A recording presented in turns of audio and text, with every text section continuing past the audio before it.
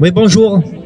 Alors voilà, moi d'abord, cette année, je vais vous souhaiter mes meilleurs vœux, surtout la bonne santé et qu'on reste unis. Et tous ensemble, que l'on soit vacciné ou pas vacciné, parce que on va avoir des moments très difficiles. Je ne souhaite pas la bonne année en 2022 parce qu'elle va démarrer très très mal. Mais par contre, ce qui va se passer, c'est qu'on aura certainement janvier, février, mars de très dur, parce qu'ils sont en train de mettre le rouleau compresseur en marche, mais là cette fois-ci ils sont sur la 3e vitesse. Donc il faut qu'on soit unis plus que jamais. Voilà. Et ça, et aussi une autre chose. Moi je voudrais pousser un énorme coup de gueule, parce que là ils sont en train de faire des lois complètement stupides qui punissent d'abord en priorité les vaccinés.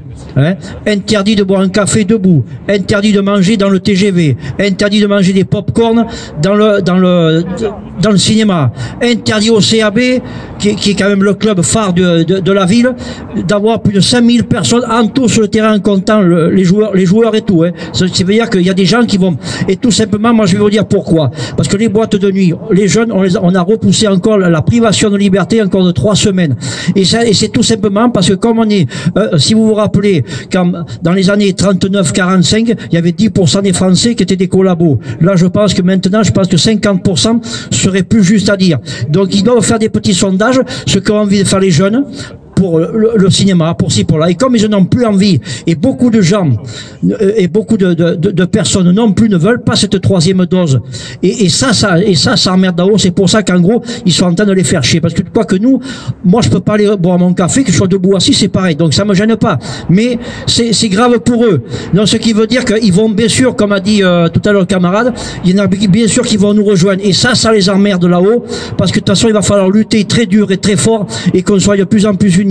Voilà. Et ce que je voulais dire aussi, c'est qu'il y a des tas de problèmes.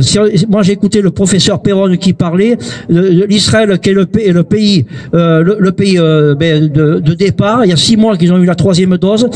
Et ça, ils le disent dans les médias. La 4e dose, ils veulent pas entendre parler, tout simplement parce qu'il y a déjà, après la 3e dose, 6 mois après, ils ont énormément de décès.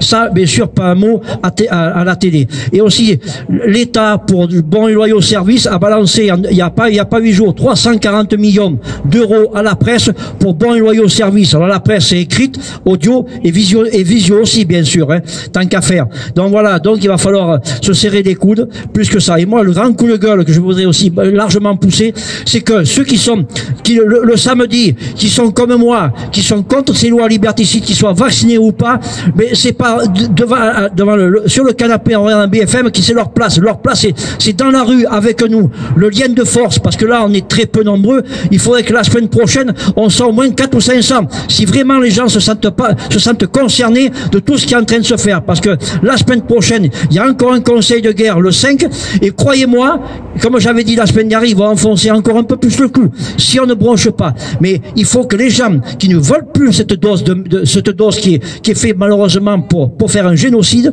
il faut que ces gens-là viennent avec nous dans la rue.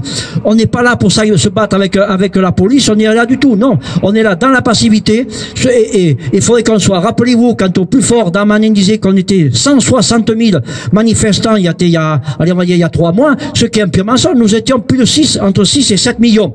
Là, il faudrait que, avec tout ce qu'ils sont en train de se faire, il faudrait qu'on soit 25 millions dans la rue, c'est pas pareil. Donc voilà. Et aussi autre chose, j'ai vu ce matin au téléphone une dame, elle a une amie. Avant de se faire vacciner, elle était enceinte.